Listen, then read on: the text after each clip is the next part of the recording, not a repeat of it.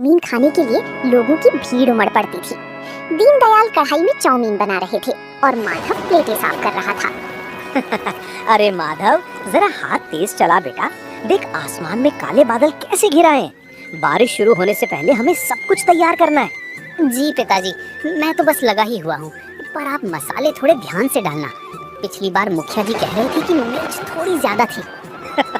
अरे हमारी चाउमीन का नाम ही तीखी चाउमीन है। अगर लोगों की जीभ पर चटकारा ना आए और आंख से पानी ना आए तो फिर दीनदयाल के हाथ का स्वाद ही क्या। ये देख, अब इसमें जाएगा मेरा खास सीक्रेट मसाला। तभी गांव के दो दोस्त रमेश और सुरेश भीगते हुए ठेले के पास आकर खड़े हो गए। वाह दीनदयाल चाचा, क्या खुशबू आ रही है। इस ठंडे मौसम में आपकी चाउमीन की महक दूर से ही खींच लाई। हाँ चाचा, 2 प्लेट एकदम चटपटी और तीखी चाउमीन लगा दो। आज तो खाकर मजा ही आ जाए। हाँ हाँ, क्यों नहीं बेटा। माधव, जरा 2 पत्तल निकाल।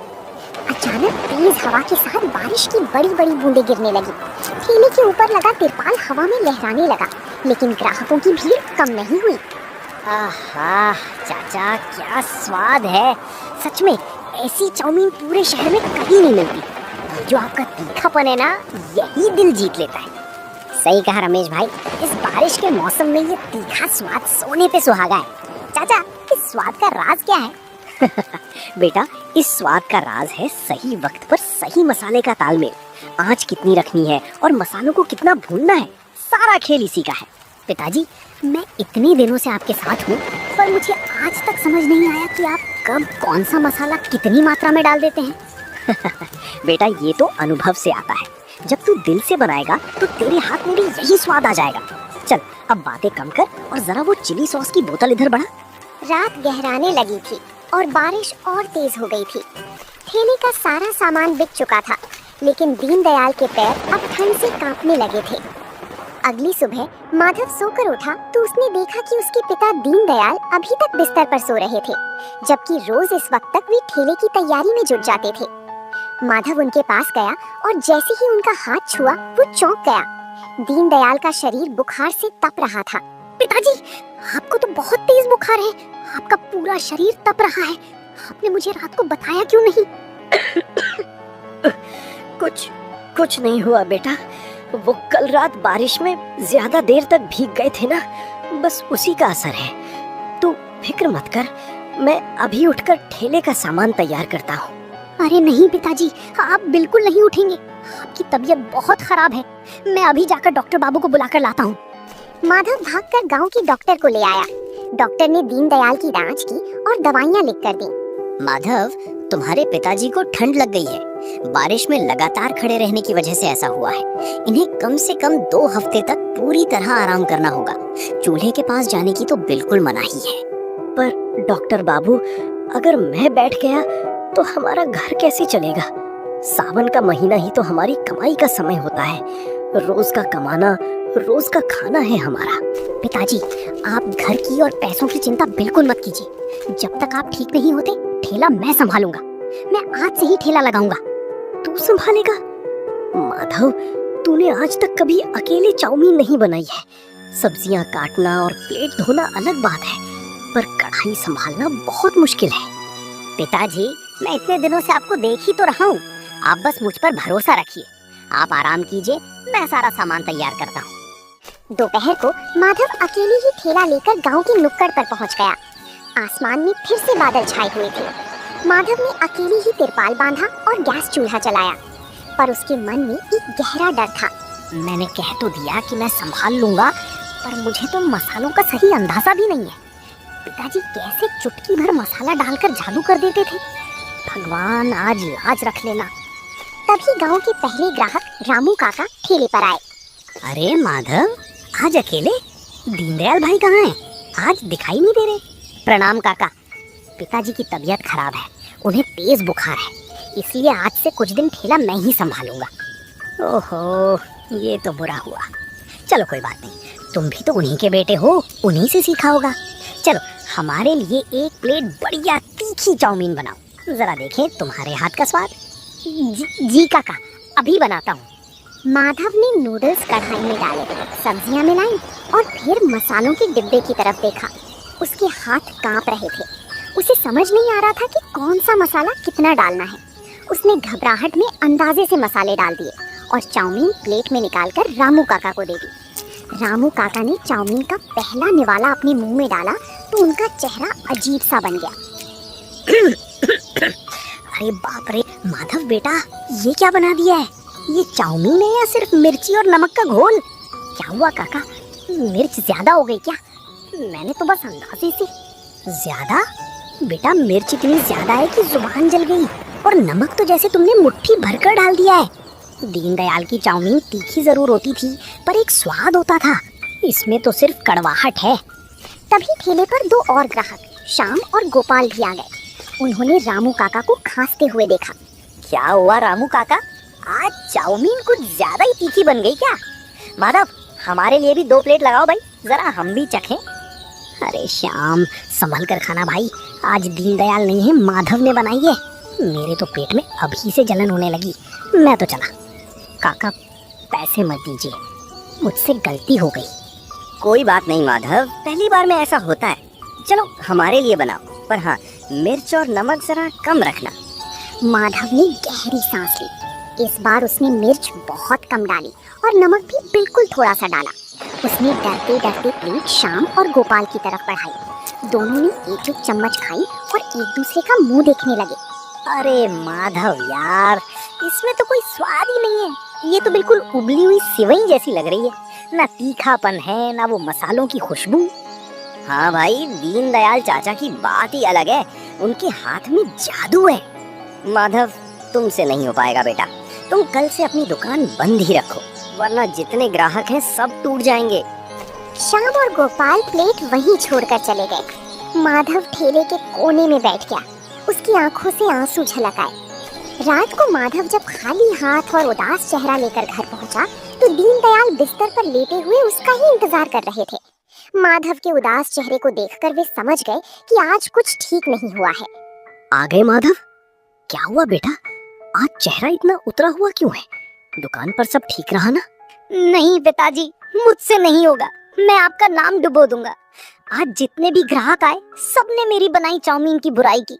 कोई कह रहा था मिर्च ज्यादा है, तो कोई कह रहा था कि इसमें कोई स्वाद ही नहीं है। बस इतनी सी बात पर हार मान गया। बेटा, खाना बनाना सिर्फ पेट भरने का साधन नहीं है, ये कला है। जब तक तू डर कर बनाएगा स्वाद कभी नहीं आएगा। पर पिताजी, मुझे आपके मसालों का अंदाजा ही नहीं है। आप जब बनाते हैं तो खुशबू दूर दूर तक जाती है। मेरे हाथ से वो बात क्यों नहीं आती? क्योंकि तू सिर्फ मसालों को कढ़ाई में डाल रहा है, उन्हें समझ नहीं रहा। सुन, मेरी अलमारी के पीछे एक पुराना डिब्बा रखा है, उसे लेकर आ। माधव उठा और अलमारी के पीछे से एक छोटा पुराना लोहे का डिब्बा निकाल लाया। उसने उसे अपने पिता के हाथ में दिया। ये देख माधव, ये है हमारी तीखी चाउमीन की जान। लोग समझते हैं कि मैं सिर्फ लाल मिर्च डालता हूँ, लेकिन इस डिब्बे में सूखी लाल मिर्च के साथ साथ भुनी हुई काली मिर्च, थोड़ा सा अमचूर और एक खास जड़ी बूटी का पाउडर है, जो तीखेपन को गले में चुभने नहीं देता, बल्कि स्वाद बढ़ाता है। अच्छा, तो ये राज था। पर पिताजी, इसे कढ़ाई में डालना कब है और कितनी मात्रा में? यही तो सबसे बड़ी सीख है। जब तेल में लहसुन और प्याज पूरी तरह भुन जाए और सब्जियां हल्की कच्ची रहें, ठीक उसी वक्त ये मसाला डालना है। ज्यादा भुनोगे तो मसाला जल जाएगा और कड़वा हो जाएगा। और मात्र एक प्लेट में सिर्फ आधी छोटी चम्मच। पिताजी, क्या मैं कल फिर से कोशिश करूं? मुझे डर लग रहा है कि अगर कल भी लोग नाराज हो गए तो।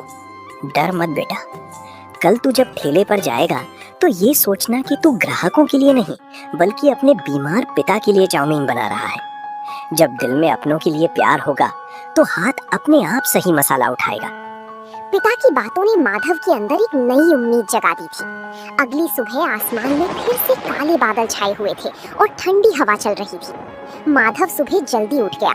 उसने अपने पिता के पैर छुए, उनका आशीर्वाद लिया और रसोई में जाकर सीक्रेट मसाले के डिब्बे को अपने थैले में रख लिया। आज उसके चेहरे पर डर नहीं, बल्कि एक अजीब सा आत्मविश्वास था। वो ठेला लेकर उसी नुक्कड़ पर पहुंच गया। आज कोई गलती नहीं होगी। पिताजी ने जो कहा था मुझे ठीक वैसा ही करना है, जल्दबाजी बिल्कुल नहीं। माधव ने प्याज, शिमला मिर्च और पत्ता गोभी को बारीक बारीक काटा। जैसे ही कढ़ाई गर्म हुई, उसने उसमें तेल डाला। तभी कल वाले सुरेश और रमेश वहां से गुजर रहे थे। उन्होंने माधव को अकेले देखा तो रुक गए। अरे रमेश देख, तीखी चाउमीन वाले का बेटा आज फिर ठेला लगाए खड़ा है। कल शाम कह रहा था कि इसने बहुत बेकार चाउमीन बनाई थी। हाँ भाई, दीनदयाल चाचा के बिना इस ठेले का स्वाद तो खत्म ही समझो। चलो आज कहीं और चलते। रमेश भाई, सुरेश भैया, तो रुकिए, जरा 2 मिनट मेरी बात तो सुनिए। क्या बात है माधव? देखो भाई, आज हमें पेट खराब नहीं करना है। कल रामू काका भी शिकायत कर रहे थे। भैया, मैं मानता हूँ कि कल मुझसे गलती हुई थी, कल मुझे अंदाजा नहीं था, लेकिन आज मैं आपसे पैसे नहीं मांग रहा। आप बस 5 मिनट रुकिए, मैं 1 प्लेट चाउमीन बनाता हूँ। आप दोनों सिर्फ एक चम्मच चखकर देखिए, अगर अच्छी ना लगे तो फेंक दीजिएगा और दोबारा मेरे ठेले पर मत आइएगा। चलो सुरेश कह रहा है तो एक मौका दे देते। माधव ने जिस तरह उसके पिता ने उसे चाउमीन बनाने को कहा था, उसी तरह चाउमीन बनाई। फिर उसने अपनी जेब से पिता का दिया हुआ सीक्रेट मसाला निकाला, आधी छोटी चम्मच, बस इतनी ही। उसने मसाला डाला, कढ़ाई को तेजी से हिलाया और गर्मा गर्म चाउमीन प्लेट में निकालकर रमेश और सुरेश के सामने रख दी। मसालों की खुशबू हवा में तैरने लगी। रमेश ने नूडल्स का एक बड़ा हिस्सा मुंह में रख लिया। क्यों रमेश, कैसा है स्वाद? कल जैसा ही है क्या? भाई साहब, ये तो कमाल है। सुरेश जल्दी चख, बोल मत कुछ, बस चख। ओ भाई, ये स्वाद, ये तो बिल्कुल दीनदयाल चाचा वाला स्वाद है। नहीं, बल्कि उससे भी थोड़ा ज्यादा सौंधा है। माधव, ये तूने कैसे किया? सच में भैया, क्या सच में स्वाद वैसा ही है? बिल्कुल वैसा ही है माधव, वही तीखापन। इस ठंडी बारिश में ये चाउमीन खाकर तो मजा ही आ गया। रमेश और सुरेश की बातें सुनकर रास्ते से गुजर रही 2-3 और लोग ठेले के पास आकर खड़े हो गए। अरे सच में क्या दीनदयाल भाई जैसा स्वाद आ गया इसके हाथ में? माधव, जरा हमारे लिए भी 1 प्लेट लगाओ भाई, इस बारिश में कुछ तीखा खाने का मन कर रहा है। हाँ काका, अभी लीजिए, एकदम कड़क और तीखी चाउमीन, जैसी पिताजी बनाते थे। देखते ही देखते माधव के ठेले पर लोगों की भीड़ जुटने लगी। माधव का हाथ अब तेजी से चल रहा था। उसे समझ आ गया था कि मसालों का सही संतुलन कैसे बनाना है। बारिश तेज होती जा रही थी, लेकिन लोग माधव की चाउमीन का आनंद ले रहे थे। माधव भाई, 1 प्लेट और पैक कर देना, घर पे पिताजी के लिए ले जाऊंगा, वो भी खुश हो जाएंगे। हाँ भैया, अभी पैक करता हूँ, बस 2 मिनट दीजिए। रात होने तक माधव का सारा सामान बिक चुका था। जब उसने अपनी गल्ला पेटी खोली तो वो पैसों से भरी हुई थी। माधव की आंखों में खुशी के आंसू थे। उसने मन ही मन भगवान और अपने पिता का शुक्रिया अदा किया। दिन बीतते गए और माधव की तीखी चाउमीन का नाम पूरे रामगढ़ गांव में फैल गया। माधव रोज सुबह उठकर अपने पिता की सेवा करता और फिर पूरी लगन के साथ ठेले की तैयारी में जुट जाता।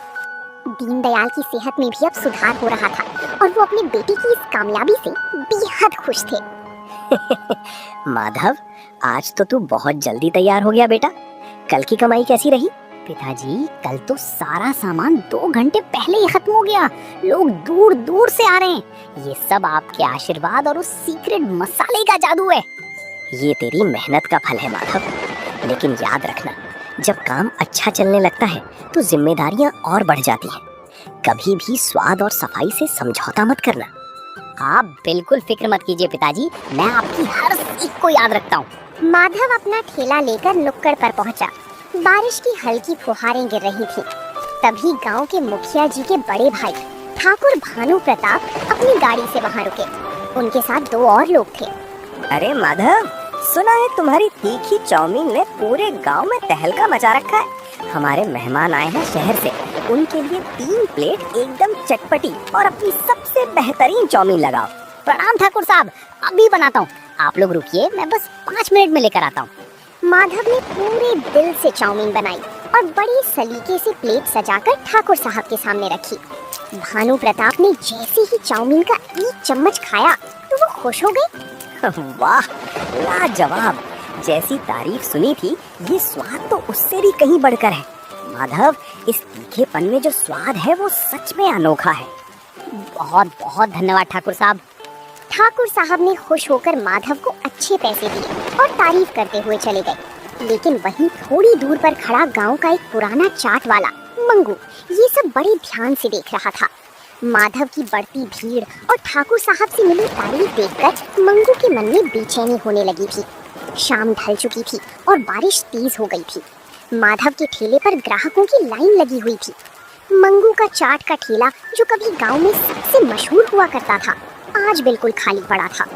कल का आया हुआ लड़का, और देखो कैसे पूरे गांव को अपनी उंगलियों पर नचा रहा है। मेरी दुकान पर कोई झांकने तक नहीं आ रहा। अगर ऐसा ही रहा तो मेरा तो धंधा ही चौपट हो जाएगा। तभी मंगू का एक पुराना मददगार जग्गू वहां आकर खड़ा हुआ। क्या हुआ मंगू भाई, बड़े गुस्से में दिख रहे हो? आज बोहनी नहीं हुई क्या? बोहनी कहाँ से होगी जग्गू, देख नहीं रहा वो दीनदयाल का लड़का माधव कैसे तिरपाल तान कर नोट छाप रहा है। अरे भाई, उसका स्वाद ही कुछ ऐसा है। मैंने भी एक दिन चखी थी उसके हाथ की बनी चाउमीन। उसके मसाले में कुछ तो अलग बात है जो हर आदमी को अपना दीवाना बना लेती है। अच्छा, तू भी उसी की तारीफ कर रहा है। मुझे पता लगाना होगा कि वो ऐसा क्या डालता है। कल मैं खुद उसके ठेले पर जाऊंगा और देखूंगा कि वो क्या छुपा रहा है। अगली दोपहर मंगू बड़ी चालाकी से मुस्कुराता हुआ माधव के ठेले के पास आया। राम राम माधव भाई, कैसे हो? सुना है आजकल तुम्हारी दुकान बहुत जोरदार चल रही है। राम राम मंगू भैया, बस सब भगवान की कृपा है और पिताजी का आशीर्वाद है। आप आज यहाँ कैसे? अरे बस ऐसे ही निकल रहा था तो सोचा अपने छोटे भाई से मिलता चलो। वैसे माधव, दीनदयाल चाचा की तबीयत कैसी है अब पहले से बहुत आराम है भैया। डॉक्टर साहब ने कहा है कि कुछ दिनों में वे बिल्कुल ठीक हो जाएंगे। चलो, बहुत अच्छी बात है। वैसे माधव, जरा हमारे लिए भी एक प्लेट तीखी चाउमीन बनाओ। हम भी तो देखें कि हमारे भाई ने क्या नया हुनर सीखा है। हाँ भैया, क्यों नहीं, मैं अभी बनाता हूँ। माधव चाउमीन बनाने में लग गया। मंगू की नजरें लगातार माधव के हाथों पर टिकी थी। जैसे ही माधव ने अपनी जेब से वो पुराना लोहे का डिब्बा निकाला और कढ़ाई में मसाला डाला, मंगू की आंखें चमक उठी। वो समझ गया कि असली राज उसी छोटे डिब्बे में छुपा है। हाँ, तो सारा खेल इस पुराने डिब्बे का है। वो इसे हमेशा अपनी जेब में रखता है। मुझे किसी भी तरह ये डिब्बा हासिल करना होगा, तभी मेरा धंधा वापस चमकेगा। उस रात बारिश बहुत तेज थी। पूरे रामगढ़ गांव की बिजली गुल हो चुकी थी और चारों तरफ गहरा अंधेरा था। माधव दिन भर की थकान के बाद गहरी नींद में सो रहा था। तभी उसके घर के पीछे वाली खिड़की से मंगू अंदर दाखिल हुआ।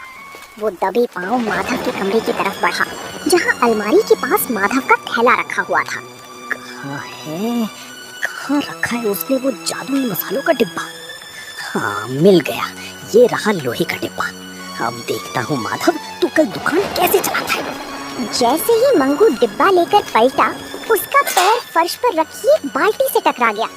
तेज आवाज हुई और माधव की आंख खुल गई। कौन है? कौन है वहाँ? रुको! माधव तुरंत चोर के पीछे भागा। घर के बाहर तेज बारिश हो रही थी। मंगू कीचड़ में फिसलकर गिर गया था।